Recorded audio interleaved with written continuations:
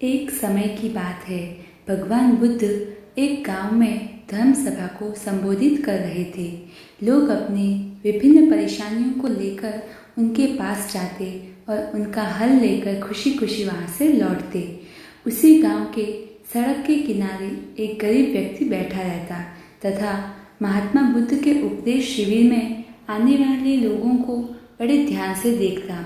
उसे बड़ा आश्चर्य होता कि लोग अंदर तो बड़े दुखी चेहरे को लेकर जाते हैं, लेकिन जब वापस आते हैं तो बड़े खुश और प्रसन्न दिखाई देते हैं।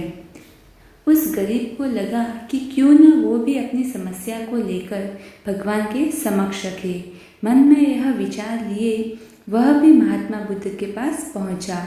लोग पंक्तिबद्ध खड़े होकर अपनी समस्या को बता रहे थे। जब उसकी बारी आई तो उसने सबसे पहले महात्मा बुद्ध को प्रणाम किया और फिर कहा, भगवान, इस गांव में लगभग सभी लोग खुश और समृद्ध हैं, फिर मैं ही क्यों गरीब हूँ। इस पर उन्होंने मुस्कुराते हुए कहा, तुम गरीब और निर्धन इसलिए हो क्योंकि तुमने आज तक किसी को कुछ दिया ही नहीं।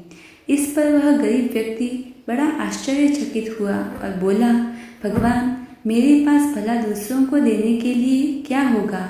मेरा तो स्वयं का गुजारा बहुत मुश्किल से हो पाता है। लोगों से भीख मांगकर अपना पेट भरता हूँ।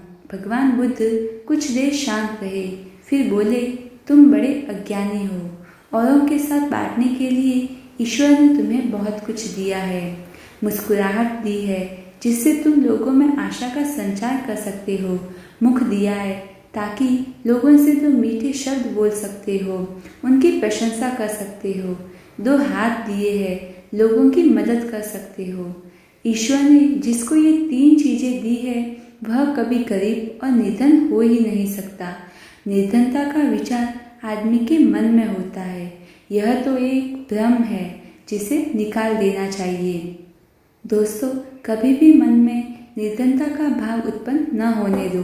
गरीबी अपने आप दूर हो जाएगी। भगवान बुद्ध का संदेश सुनकर उस आदमी का चेहरा चमक उठा और उसने इस उपदेश को अपने जीवन में उतारा, जिससे वह फिर कभी दुखी नहीं हुआ।